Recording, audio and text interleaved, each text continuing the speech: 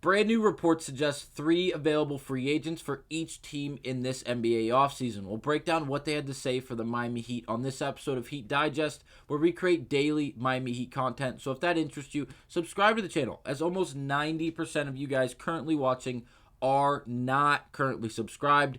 We just hit 1,100 subscribers, so thank you very much. We appreciate your support, but now we are on the road to 1,200 subscribers. So go down, click the subscribe button, and let's get to it and break down these major predictions going into this NBA offseason. I know we have 15 games left in this NBA season, and we're in a very, very pivotal spot of this NBA season where the Miami Heat are currently sitting in the 8th seed after a horrible back-breaking loss to the Philadelphia 76ers. If you did not see the recap of that video from last night, it is on the channel. It's the last video posted before this one, so go check that out if you have not seen it.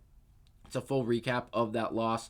But this one, we are breaking down Bleacher Report's 3 available free agents for each team in the NBA, and this time we're going to be focused solely on the Miami Heat. Now, we're going to break a few things down before we get into the players they listed. The first thing is the potential spending power listed at the very top under the picture of THT, and ours is listed at minimum, and in parentheses, $1.2 to $3.3 million, which is really what we have available to spend due to the lack thereof of funds we have with the cap hold and the player contracts we are currently involved with. Now, the other thing, there's 3 options here for free agents listed.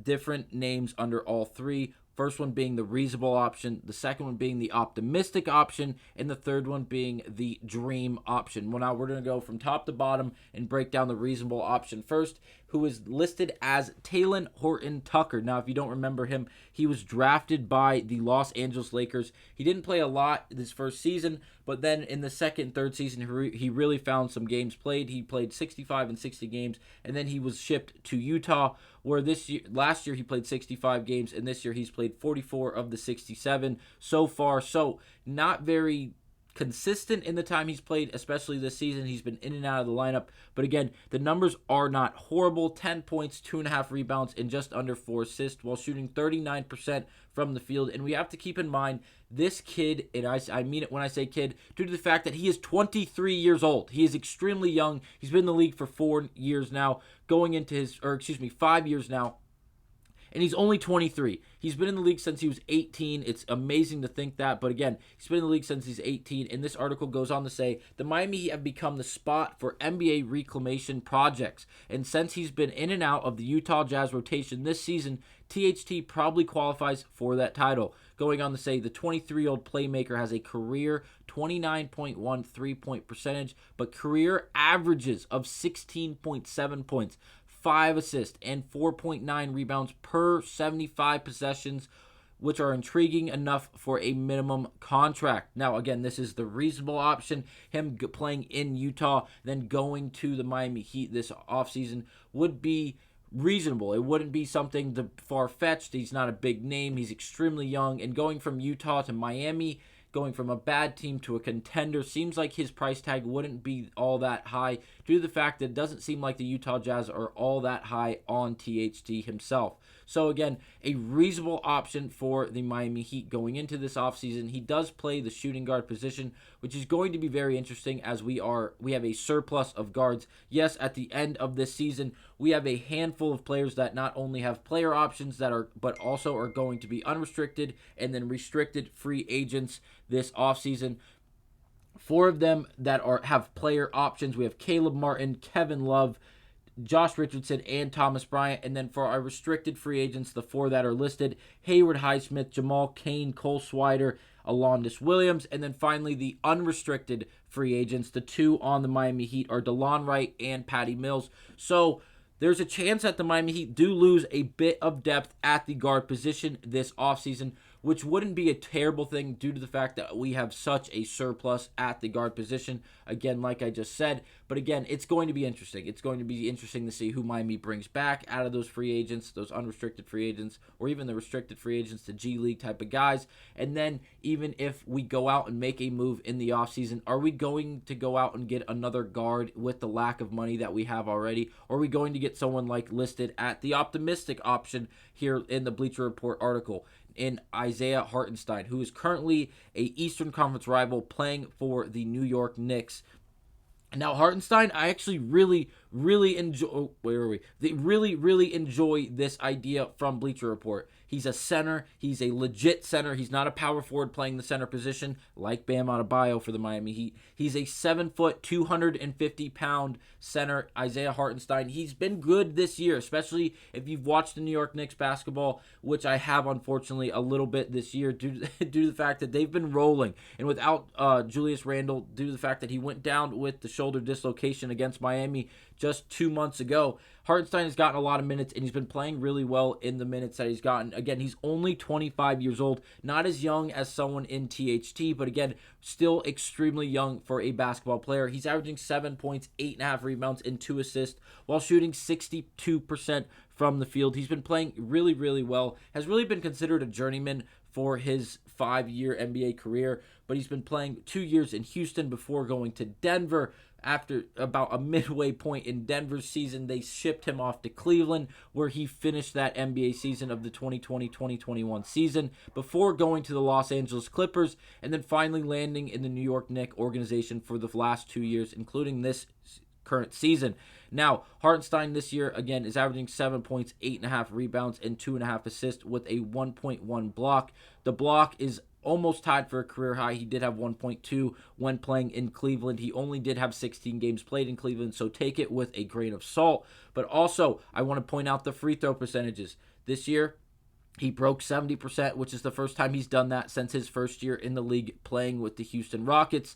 So that is an improvement for someone in Isaiah Hartenstein who has been playing a lot more minutes, especially as of late with the lack thereof of Julius Randle. If you see, he's playing a career high in minutes as well at almost 25 minutes a game, where he hasn't played 20-plus minutes in any other season in his NBA career. So a great option. I think this is my favorite option out of the 3 listed out of this Bleacher Report article. And the final one, or really quick, what they wrote down underneath the Hartenstein little option was, Kevin Love has done a solid job as this season's primary backup 5, but he turns 36 in September and is already far from a defensive ace, which is entirely true. He has not been a defensive ace since his Timberwolves days, obviously. Now, Hartenstein doesn't shoot the 3 like Love, but he'd be a massive upgrade defensively, which is huge, and that's really what the Miami Heat have needed. You've heard me and Nick call for a defensive-minded center, a rebounding-based center to be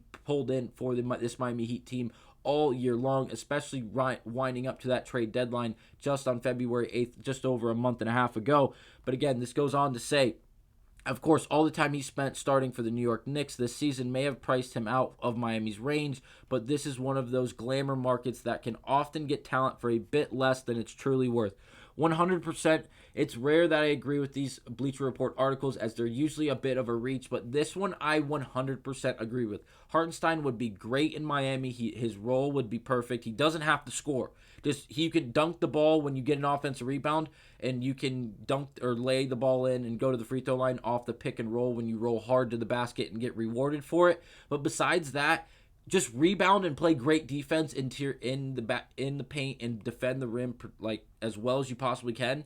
And that's all we really want from you, and that's really what we were looking for this year before the trade deadline. Obviously, it didn't happen. We did not go out and get a big-name center. Obviously, Hartenstein wouldn't be a big name in the center position or really overall in the game of basketball, but he'd be a great role player for this Miami Heat team to pair next to someone like Bam Adebayo and really add a bunch of length to the starting lineup and really this team overall. I would love to see this move. I know we don't have a lot of money it was highlighted in the Bleacher Report article where they did say we only have 1.2 to 3.3 million, and due to the year that he is currently having in New York, it wouldn't be surprising if he demanded a bit more money. But again, going to be very interesting. I could see how he could land in Miami, and I would honestly very much enjoy that. And then for the final one, the dream option apparently listed at from the Bleacher Report article would be Kyle Anderson. Now, Kyle Anderson has been a point forward type of player his entire career. He's 6'9", 230 pounds. He's the oldest player listed out of these 3 players at 30 years of age. He's played a lot for not only the current team he plays for in Minnesota, but he played for the San Antonio Spurs under Greg Popovich for 4 years before going to Memphis, playing 4 more years, and now he's in his second year in Minnesota. Now, Kyle Anderson has definitely played the point forward position his entire career. He's averaging 6 points, 3.5 rebounds, and 4 assists, shooting 46.7% from the field. He's never been a dominating offensive figure, but he's really done, there's been a handful of years where he's really just done everything he can. Bring the ball up the floor after getting rebounds, facilitating the offense, really in a slower point forward position, if you will. He's not the most athletic and the quickest step player, if you will, like someone like LeBron James. Obviously, that's a crazy comparison, but same type of role in the fact that they're both small forward / power forward players who can bring the ball up the floor and facilitate the offense. Obviously, Kyle Anderson to a much smaller degree compared to LeBron James. I'm nowhere saying he is LeBron James. Do not tear me apart in the comments for that. I am not saying that. But it's the same type of idea where he's playing the point forward position. This year, he's started 9 games out of the 65 played. He's averaging 22 minutes, which is not great for him as he's played a lot more in years prior. But again, 6 points, 4 assists, 3.5 rebounds, shooting 71% from the free throw line, which is not great, but again, 70 plus is really what you're looking for at the minimum.